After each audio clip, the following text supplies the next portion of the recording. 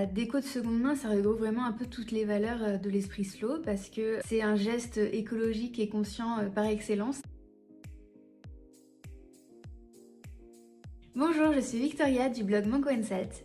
Aujourd'hui, on va parler slow life et slow déco avec Isidore, la crème de l'occasion.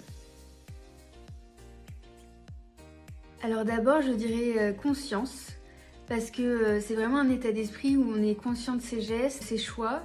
Au contraire, peut-être d'une consommation ou d'action qu'on ferait de manière automatique, sans vraiment se poser de questions. Ensuite, je dirais peut-être durabilité, parce que dans la slow life, évidemment, il y a vraiment cette idée d'un rythme plus lent, de faire durer, de prendre le temps, mais aussi dans le sens de la dimension écologique. Et en troisième mot, je dirais peut-être respect. Finalement, c'est un peu ça le principe final de la slow life, c'est vivre en respectant ce qui nous entoure, donc faire attention à son impact dans tous ces domaines, mais aussi, je crois, se respecter davantage soi-même.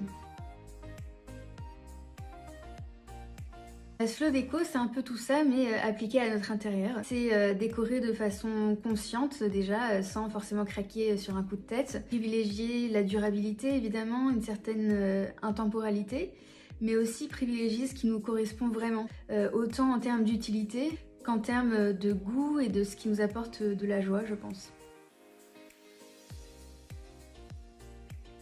Un beau meuble en bois, un tapis en laine bien moelleux pour le salon. C'est ce genre de choses, c'est vraiment des belles matières naturelles, de qualité et intemporelles qui vont durer des années, peut-être même se patiner avec le temps et gagner en charme et dont on ne se lassera pas. Carrément.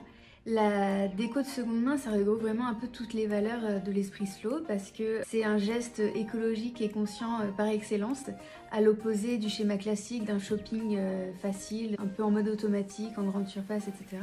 On prend vraiment le temps de chercher, de trouver une pépite qui a du sens pour nous et en plus on fait durer quelque chose qui existe déjà, donc voilà, c'est complètement slow. C'est difficile parce que je vous avoue qu'à mes yeux, tout ou presque est génial à chiner. Et si je devais choisir une pièce, ce serait peut-être un buffet ou une enfilade vintage parce que généralement ce sont des pièces ultra solides qui ont encore des dizaines d'années d'utilisation devant elles et elles s'adaptent très facilement à tout type de déco, des plus anciennes aux plus modernes. Par exemple, avec un coup de peinture, ça peut vraiment changer leur look assez facilement. Faire du tri, sans doute. Moi, ce sont plusieurs déménagements consécutifs, dont un à l'international, qui m'ont un peu obligée à le faire, j'avoue.